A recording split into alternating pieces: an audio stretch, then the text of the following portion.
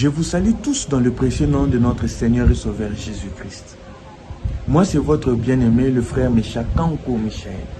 J'aimerais juste soulever un constat et que cela nous amène à un rappel à la conscience. Vous remarquerez une chose. Lorsque une assemblée locale ou une église locale commence ou débute, il y a moins de problèmes. Les gens cherchent Dieu de tout leur cœur. Vous allez voir que ce n'est pas l'argent qui anime, que ce soit les hommes de Dieu, que ce soit les enfants de Dieu qui viennent à l'écoute de la parole de Dieu. Mais à un moment, lorsque vous allez voir que l'église commence à être élevée, bon nombre de gens commencent à le fréquenter, c'est là où débutent des problèmes. Nous devons faire cette conscience, c'est constat et cet examen de conscience. Vous allez voir quand l'église locale commence à être élevée, commence à être bénie, c'est là où débutent les problèmes. Vous allez voir des disputes entre les hommes de Dieu commencent. Vous allez voir celui-ci empoisonne celui-là. Vous allez voir que même la doctrine que défendait autrefois ces hommes de Dieu, ils ne les défendent pas encore comme ils les défendaient autrefois. Vous allez voir ce frère, vous allez voir cette sœur qui cherchait Dieu à tout prix. Lorsqu'il était en galère, lorsqu'il avait besoin que Dieu vienne en aide à un problème qu'il rencontrait, il cherchait Dieu, il y priait, il y gênait. Il faisait même, il donnait aussi des offrandes, des sacrifices par-ci, par-là. Mais lorsqu'il est élevé, il n'y a plus de temps à donner au Seigneur.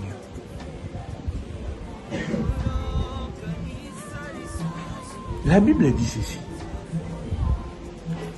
Ce qui a été, c'est ce qui sera. Ce qui s'est fait, c'est ce qui se fera. Et Ecclésiaste 3, 15 dit d'ailleurs que Dieu ne fait que ramener ce qui est passé. Revenons d'abord dans ce qui est passé. N'oublions pas que celui que nous appelons aujourd'hui le diable, que nous appelons Satan, à une époque, il a servi aussi ce Dieu que nous servons aujourd'hui. Mais à cause des capacités que Dieu avait mis en lui, je suis dans Ézéchiel 28, vous pouvez faire la lecture. À cause de la beauté, ces chérubins aux ailes déployées, l'orgueil s'est levé dans son cœur. Et aujourd'hui, nous l'appelons Satan, le rebelle, l'opposant, le diable et l'accusateur. Mais au commencement, lors de sa création, cela n'était pas ainsi. N'oublions pas cela. Vraiment, que chacun de nous examine sa vie. Comment il a débuté dans le Seigneur? La foi qu'il avait auparavant, où est-ce qu'il est parti? Si vous lisez 2 Chroniques, le chapitre 11, vous commencez au verset 16 à 17, et vous lisez aussi 2 Chroniques toujours, le chapitre 12, le verset 1, vous allez voir, Roboam, le fils de Salomon, lorsqu'il y a eu problème dans le royaume, quand Salomon lui a laissé la royauté, il y a eu division, il y a eu séparation. Le peuple d'Israël s'est divisé en deux. Jéroboam a pris les 10 tribus.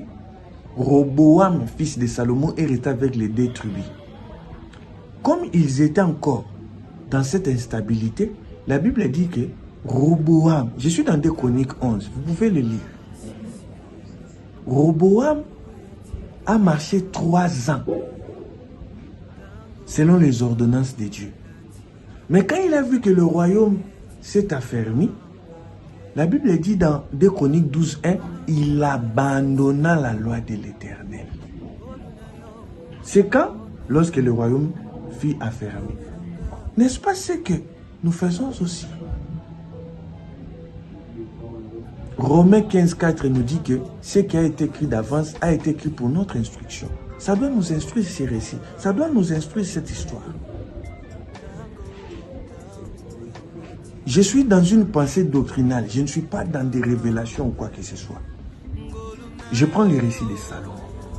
Salomon, c'est lui qui a construit le temple. Salomon, c'est lui qui a offert des sacrifices à Dieu. Et Dieu lui a demandé, demande-moi. Il a demandé la sagesse.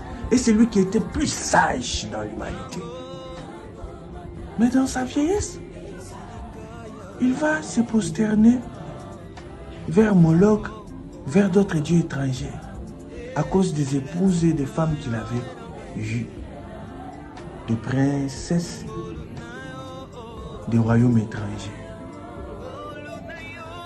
Comment cette personne, où à l'époque, il a été rigoureux, il a même construit le temple, comment la même personne dérive comme ça? Je suis dans la doctrine. Parce que dans la révélation, Salomon, allant vers des femmes étrangères, explique autre chose. Je ne suis pas là. Mais je suis dans la pensée d'abord doctrinale. Et c'est ce que aussi nous rencontrons des fois. Vous voyez un ministre de Dieu, vous rentrez 30 ans dans le passé, vous rentrez 10 ans dans le passé, comment il était rigoureux dans la foi. Mais quand il est maintenant le père pour plusieurs, il est l'aîné pour plusieurs, il appelle maintenant beaucoup, j'ai des fils, par-ci, par-là. Comment la personne commence à avoir des légèretés en ce qui concerne les choses de Dieu? N'est-ce pas le caractère du diable? Vous lui pointez du doigt, vous l'appelez ennemi des chrétiens aujourd'hui. Mais n'oublions pas, dans sa création, cela n'était pas ainsi. Des fois, nous pointons cette église catholique du doigt. Voilà, ils font ceci, ils ont des statuettes, ils se prosternent devant des statuettes, ils ont ceci, des chapelets, ils ont la papauté. Mais n'oublions pas, même eux, si vous rentrez à l'époque, toutes ces lois n'ont pas été ainsi au commencement. Cette église que nous disons romaine n'a pas eu de loi comme ça auparavant. Si vous rentrez avec l'encens de notre ère, l'indécent de notre ère, cette église n'était pas ainsi. Vous allez voir tout débute lorsqu'il y a eu l'empereur Constantin. Il a voulu rendre l'église étatique, le faire rentrer dans des choses de gouvernement, dans la politique. Et petit à petit, ça a commencé à dériver. Et voilà ce que nous vivons aujourd'hui. Mais vous vous disiez que nous sommes l'église qui surpasse la manière de faire des catholiques, nous surpassons la manière de faire des protestants, nous surpassons des humanistes, nous surpassons ceci, nous surpassons ceci. C'est nous qui avons la vérité. Si leur histoire ne vous enseigne pas, vous vous retrouverez aussi. Les années vont passer, on va aussi vous pointer du doigt. Vous qui les accusez maintenant, on va aussi vous pointer du doigt. Ici, ce message n'a pas pour but de vous accuser ou accuser qui que ce soit. Le but de ce message ne regarde pas même une appartenance ecclésiastique ou religieuse, quoi que ce soit. C'est d'abord de ton intimité. Peu importe ce que tu es devant les gens, ministres ou quoi que ce soit, tu es d'abord un frère. Tu es d'abord aussi une sœur devant notre Seigneur. Rappel à la conscience. Si Dieu a laissé ces récits de nous parler comment le diable était auparavant, c'est pour que cela nous instruise. Et si même nous regardons la réalité de la vie, pour rendre, il y a beaucoup d'histoires que moi et toi, nous pouvons aussi regarder, qui peut nous amener à comprendre que nous ne sommes pas épargnés. Ce n'est pas le fait que j'ai dit en ce moment que je suis épargné. Ce n'est pas le fait que tu prêches en ce moment qui te dit ou qui te donne la capacité d'être épargné. Simplement la grâce de Dieu qui peut nous épargner de toutes ces choses. C'est simplement si Dieu nous fait grâce. La Bible dit, dans Matthieu 12, vous commencez au verset 43 à 45, lorsqu'il parle que lorsque l'esprit impur sort d'un homme, il cherche l'endroit pour se reposer, il ne trouve pas, il dit qu'il va retourner dans sa maison, et s'il trouve que la maison est vide, balayée, ornée, il cherche cet esprit plus méchant que lui pour venir entrer et s'établir dans la personne. La Bible dit que cette dernière condition sera plus pire que la première. Et regardez ce que la Bible dit. Il en sera de même pour cette génération méchante.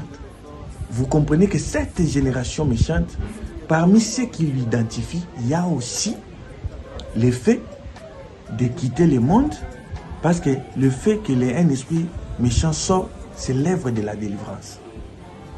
Nous comprenons qu'il y a un travail qui a précédé cela. L'esprit sort, tu quittes le monde, tu viens dans le Seigneur, mais tu retournes encore dans le monde. Après avoir goûté les choses de Dieu. La Bible dit que ta condition sera plus pire que la première.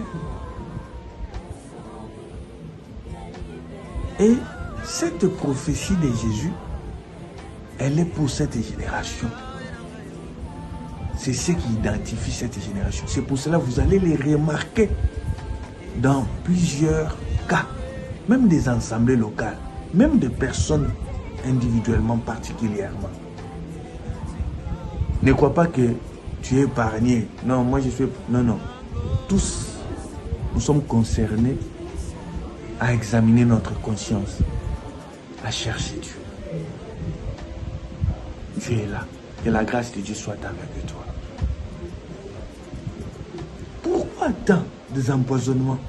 Pourquoi ça ne vient pas lorsqu'il y avait peu de gens dans les assemblées locales? Pourquoi? Pourquoi quand il y avait peu de gens, on ne parlait pas que tu étais impudique? Pourquoi lorsqu'il y avait peu de gens, il n'y avait pas de recherche de leadership? Vous ne voyez pas trop de l'administration commence à tuer ses côtés spirituels? L'administration n'est pas mal. Mais est-ce que cela est une priorité au-delà de ce qui devait être notre priorité, la crainte et l'obéissance de notre Seigneur? Je vous dis la vérité. La plupart des assemblées, écoutez ça, la plupart des assemblées ou des églises qui sont bien administrées n'ont plus le Seigneur. Ils sont tellement bien organisés. Ils n'ont plus le Seigneur. Est-ce que, mettons un peu cet exemple. Est-ce que vous savez comment l'église catholique est organisée? Il est bien administré. Très bien administré, très bien organisé.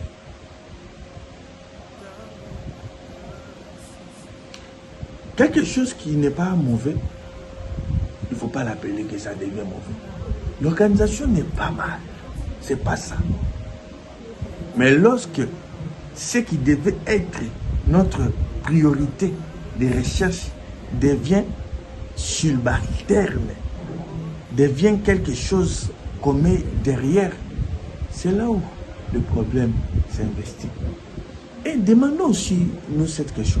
Pourquoi lorsqu'il y a une très bonne organisation, une très bonne administration, qu'il y a maintenant celui-ci, après celui-ci, il y a ceci, pourquoi vient aussi en ce moment-là aussi le péché? Pourquoi lorsque cela n'était pas votre priorité, le mal n'était pas là? Il faut aussi se poser ce genre de questions. Que Dieu nous aide. Est-ce que nous cherchons à administrer à organiser selon la pensée de Dieu. Pour que Jésus soit le seul qui chapeaute, ou bien nous cherchons à organiser ou à administrer pour que nous puissions trouver des pouvoirs, de leadership, de la popularité, du succès. Lorsque il n'y avait pas encore du succès, tu chantais avec ton cœur, toi chantre de l'Éternel. Et tu es connu à cause des gens, tu aimerais que l'on te voie, que tu es toujours une personne bénie. Ce n'est pas ça qui identifie que tu as Dieu. Ce n'est pas le fait que l'église locale a plusieurs membres qui identifient forcément que tu as dit. La recherche des miracles, la recherche d'avoir plusieurs membres a amené plusieurs à entrer dans l'occultisme, à entrer dans la cabale, à se faire voir aussi aux yeux des gens, à être connu. Tu es connu aux yeux des gens, mais tu as perdu ce qui était essentiel, le Seigneur Jésus-Christ. Voilà, tu l'as perdu. Le diable a voulu avoir plus que ce qu'il devait avoir. Aujourd'hui, c'est perdu. Est-ce que, d'abord, avant de vouloir 2000 membres dans une assemblée locale, est-ce que d'abord il faut demander aussi à Dieu, est-ce qu'il vous a donné la capacité de gérer 2000 membres? Parce que ton salut est plus important, hein? Ministre de Dieu. Ton salut est plus important, n'oublie pas ça. Il ne faut jamais l'oublier. Que Dieu t'envoie toujours des membres que tu as la capacité de gérer. Sinon, tu auras ce que tu crois là, mais tu es dans l'occultisme, mais tu es dans la magie, tu es dans la cabale. Et tu as perdu Jésus. Même si les gens se moquent de toi, tu as fait 10 ans dans le Seigneur, l'église n'avance pas, ce n'est pas synonyme que les ténèbres, les démons combattent une assemblée. Ce sont des mensonges que les hommes ont voulu installer. Ils croient qu'avoir Dieu, c'est forcément être connu de tous. Et cela commence à te déranger. Et voilà la voie que l'ennemi cherche par laquelle entrer pour nous induire en erreur. Combien à cause de l'argent, à cause de la cupidité, ont abandonné le Seigneur? Il y a la gloire, il y a la cupidité, et il y a l'impudicité, la vie de la débauche, qui combat le ministre de Dieu, qui combat l'élévation. Même toi aussi étant enfant de Dieu, peu importe ministre ou pas, ces éléments combattent beaucoup l'élévation. Lorsque tu es élevé, le diable a attendu que Roboam soit affermi. Pendant 3 ans, il voit. Maintenant, quand tu vois que tu n'as plus encore de la souffrance pour manger, ce n'est pas quelque chose que tu fais des efforts pour avoir de véhicule. Le véhicule que tu cherchais, tu en as. Le voyage que tu cherchais, tu en fais. Les vêtements que tu cherchais, tu en as. C'est-à-dire, tout ce que certaines choses que tu cherchais auparavant, tu en as. Et en ce moment-là, maintenant, tu commences à perdre. Que Dieu nous aide. Cette exhortation, c'est pour que nous puissions avoir conscience que si tu étais tombé, relève-toi, que cette parole qui est l'eau, qui est la parole de Dieu, puisse laver tes vêtements, que tu continues ton chemin de la foi. N'abandonne pas. À la recherche de faire comme les autres, tu risques de faire ce que Dieu n'attend pas de toi. Si là où Dieu vous a établi étant de ministre, c'est pour diriger 50 membres, 100 membres, faites-le si au moins ça vous garde dans le Seigneur. Mais si Dieu trouve que vous avez cette capacité à gérer plus que ça, Dieu le sait. Dieu le sait. Mais que ça ne soit pas quelque chose comme si ça tourmente ton cœur de peur.